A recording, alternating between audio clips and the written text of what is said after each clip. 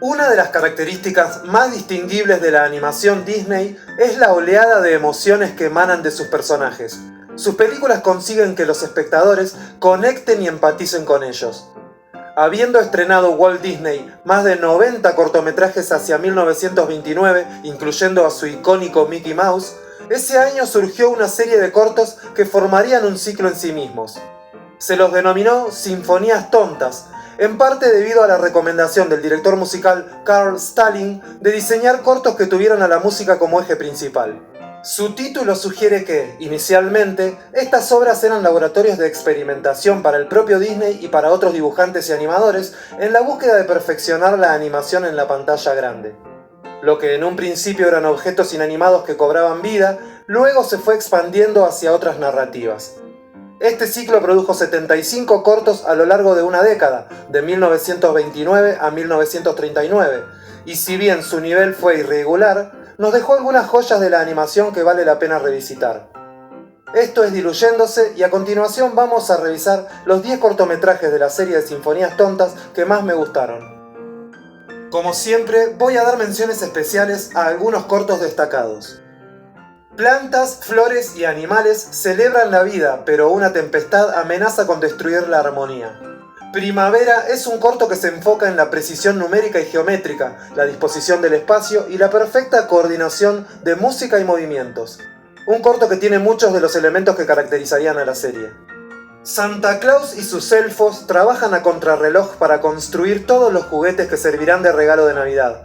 El taller de Santa no presenta un conflicto dramático serio, pero demuestra una enorme creatividad visual y es un corto emblemático para el ciclo en lo que llamo desfile de personajes y curiosidades. Una colonia de conejos, ayudados por un grupo de gallinas ponedoras, preparan huevos y cestas para las Pascuas.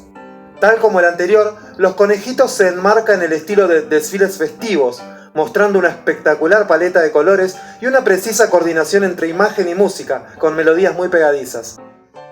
Ahora sí, vamos con los 10.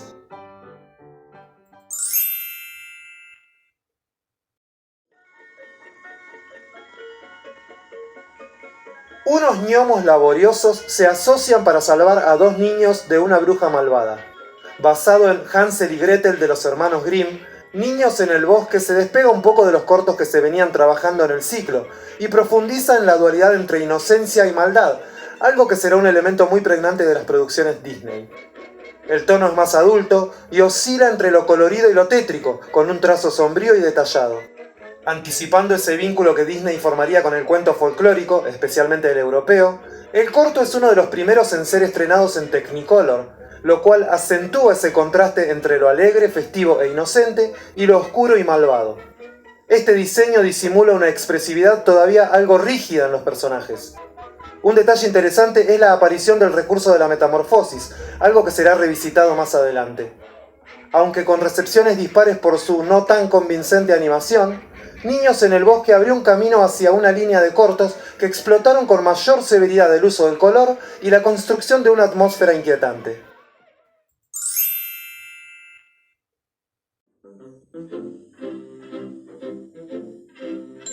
El rey Midas es un gobernante tan ambicioso que un día desea que todo lo que toque se convierta en oro, y sorpresa, un duende le cumple el deseo, pero como sabemos nada es gratis en la vida.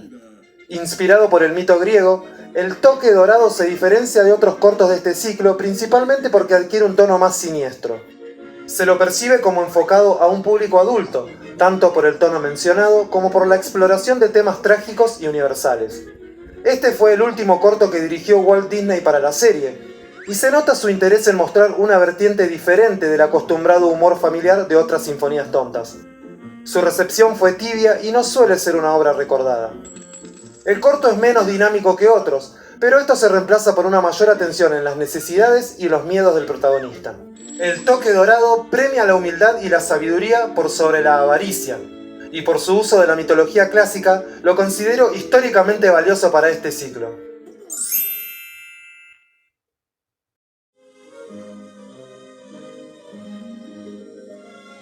Dos islas imaginarias están enfrentadas por la música. Una es la tierra de las sinfonías clásicas, la otra la del jazz.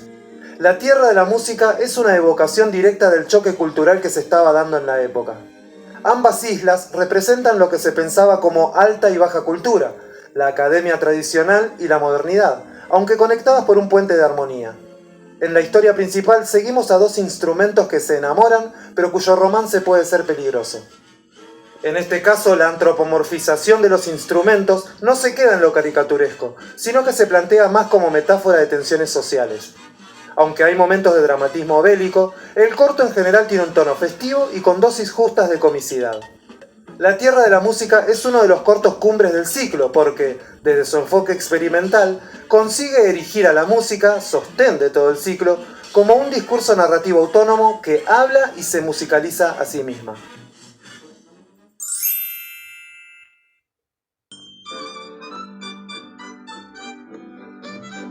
Mientras las hacendosas hormigas trabajan sin cesar para juntar provisiones, un saltamontes pasa el verano despreocupado y sin prestar ayuda. Adaptando la célebre fábula de Esopo y tomando de allí el título en español La cigarra y las hormigas, este es uno de los cortometrajes que mejor se alinea con el mensaje social de solidaridad y constancia, con los que se pretendía afrontar la crisis que todavía azotaba a la sociedad estadounidense.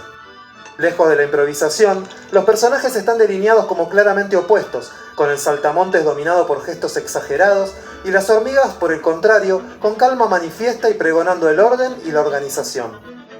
Un corto que refleja las problemáticas de la época, donde miradas diferentes confluían en la consecución de valores universales afines a las políticas del New Deal, como también a la reafirmación de que el trabajo individual será recompensado.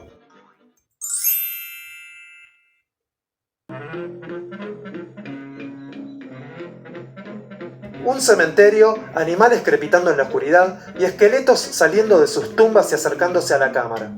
El debut de las Sinfonías Tontas fue con El baile de los esqueletos, un corto que, a pesar de su marcado tono cómico, el peso de lo grotesco resultaba bastante abrumador para los infantes de la época. Esta película muestra claramente las primeras intenciones del estudio en cuanto a experimentar con la técnica de dibujo. La sincronización de la música y la fluidez de los movimientos de los personajes es perfecta y se volvería una marca registrada de este ciclo. Además de presentar un buen nivel de detalle en su ilustración, sus animaciones destacan por la composición de una atmósfera tenebrosa y tétrica, a pesar de tener fondos estáticos. Un corto histórico que sentó un precedente para la calidad en la sincronización de música e imagen, y que, a través de su dinamismo y sentido del humor, logró convertir a lo macabro en un espectáculo entretenido.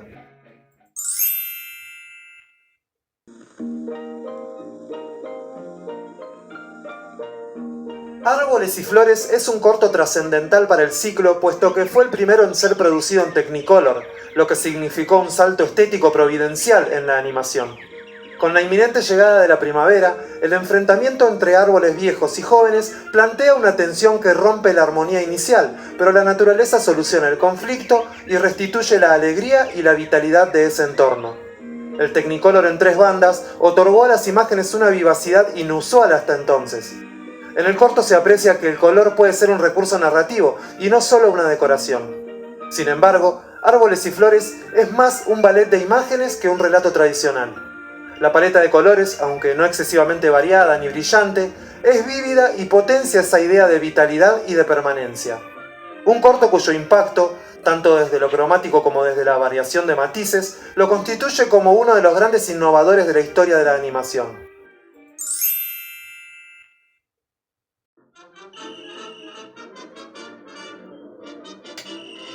Adaptando la clásica fábula de Esopo, La tortuga y la liebre es la típica historia con moraleja. Se realiza una competencia en el reino animal y se enfrentan ambos animales, opuestos en términos de velocidad y carácter. El corto consolidó la elaboración de personajes bien definidos y una gestualidad y movimientos muy marcados, en uno amplios y veloces y en el otro pesados y pausados. En el contexto de la transición económica consecuente de la Gran Depresión, el corto sostiene un mensaje de resiliencia y de constancia, identificado con la tortuga, quien soporta todos los obstáculos que se le presentan. El ritmo lo dictan los movimientos de los personajes, y el trazo de la animación simplifica el contenido de los fondos, priorizando la acción y construyendo de esa manera mayor tensión. Dejando de lado un poco el naturalismo, la tortuga y la liebre deposita su potencial en esa acción misma y en los gags cómicos, para lo que resulta una aventura muy entretenida.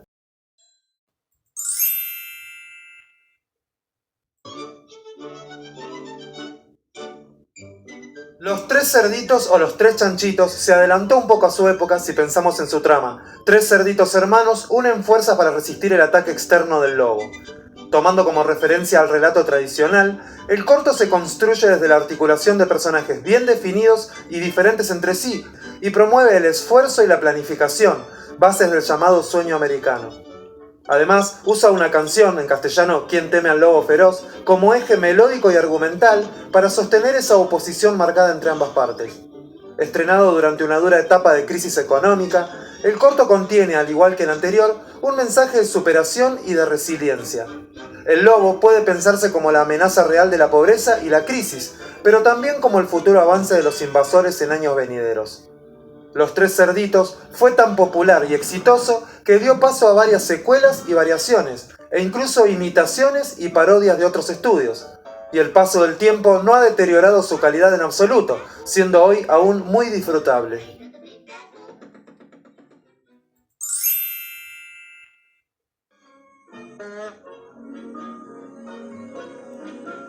El patito feo fue el último cortometraje del ciclo de las Sinfonías Tontas. Este mismo ciclo ya había adaptado el cuento de Hans Christian Andersen en 1931, pero esta versión destaca por la elaboración técnica y también por su alto grado de emotividad. El corto define claramente el propósito de Disney de ahí en adelante: contar un relato sensitivo con un arco definido, en este caso guiado por el rechazo, el sufrimiento y la posterior redención.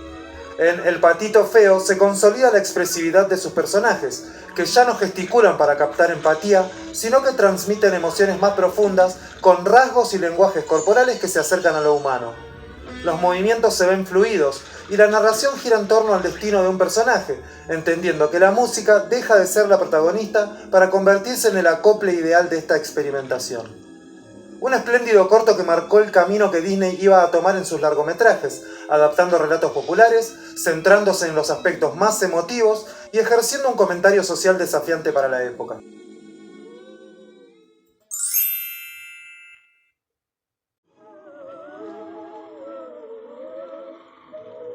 El viejo molino representa la consumación de años de ensayo hasta alcanzar una técnica refinada para contar historias mediante la animación. Acá seguimos la vida que rodea a un molino abandonado mientras es atravesado por un temporal.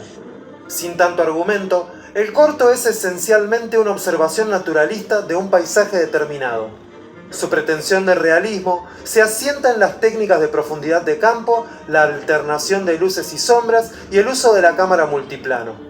Esta última, compuesta de varios planos de vidrio con diferentes capas de ilustración, provee una fuerte ilusión de tridimensionalidad, generando así una sensación más intensa de realismo. El crescendo musical, acompañando la seguidilla de imágenes, es muy armónico, y la escena que manifiesta el poder de la naturaleza es un momento cumbre para el devenir del cine de animación.